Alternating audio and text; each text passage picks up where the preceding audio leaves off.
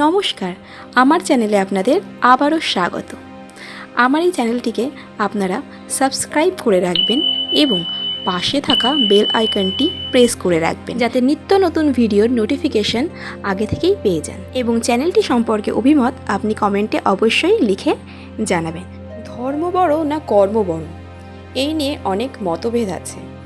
একদা ধর্ম আর কর্ম দুজনের মধ্যে প্রচণ্ড ঝগড়া বাঁধালো। তারা বলছে আমি বড়, ও বলছে আমি বড়। এই নিয়ে তারা দেবরাজ ইন্দ্রের সবাই হাজির হলো। দেবরাজ ইন্দ্র তাদের জিজ্ঞাসা করলো তাদের ঝগড়ার কারণ। তারা তখন বলতে চাইলো কি আমাদের মধ্যে কে বড়, ধর্ম বড় না কর্ম বড়। দেবরাজ ইন্দ্র তখন বুঝতে পারলেন এটা একটা কঠিন প্রশ্ন। এর উত্তর পাওয়ার আশায় তিনি তাদেরকে নিয়ে দেবগুরু বৃহস্পতির কাছে গেলেন। বৃহস্পতি তাদের সমস্ত কথা শুনলেন।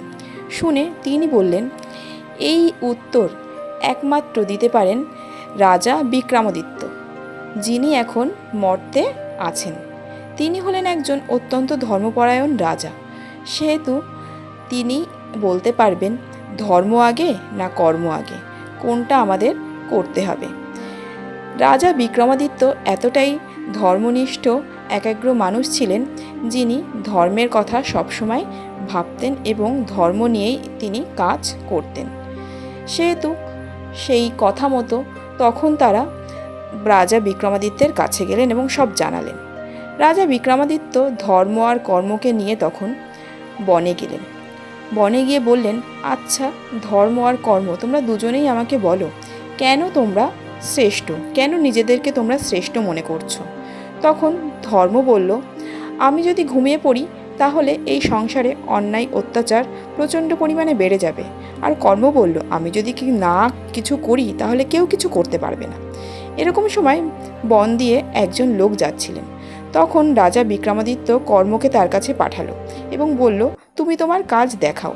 কর্ম গিয়ে ওই ব্যক্তিকে বলল, হে ব্যক্তি, আমি তোমার কর্ম, চলো তুমি তোমার গুরুর কাছে গিয়ে কোনো একটা ফল চাও।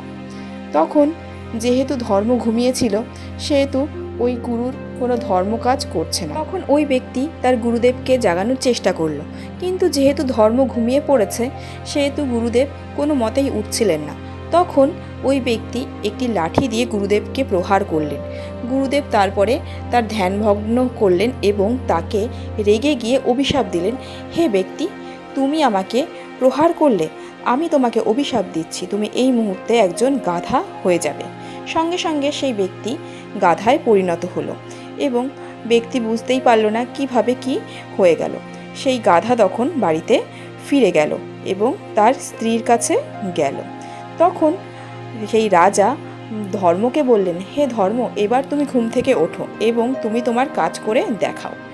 যেহেতু ধর্ম জেগে গিয়েছে সেহেতু প্রত্যেক ব্যক্তির মধ্যে এবং সেই গুরুদেবের মধ্যেও ধর্ম জাগ্রত হয়েছে এবং তখন তিনি নিজের ভুল বুঝতে পারলেন এবং তার কাছে আর করণীয় কিছু ছিল না।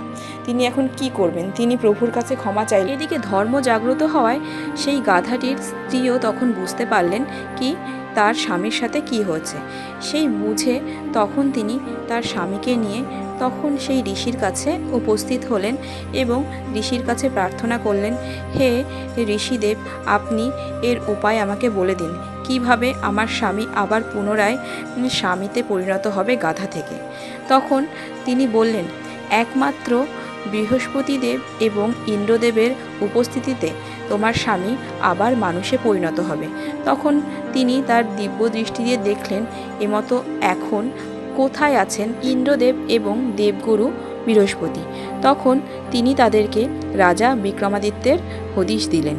সে মতো শুনে গাধাটি এবং তার স্ত্রী তাদের দর্শন পাওয়ার জন্য ছুটলেন এবং তারা অবশেষে রাজা বিক্রমাদিত্যের কাছে গিয়ে ইন্দ্রদেব এবং দেবগুরু বৃহস্পতিকে দর্শন করলেন এবং পুনরায় গাধাটি সেই স্ত্রীর স্বামীতে রূপান্তরিত হলো।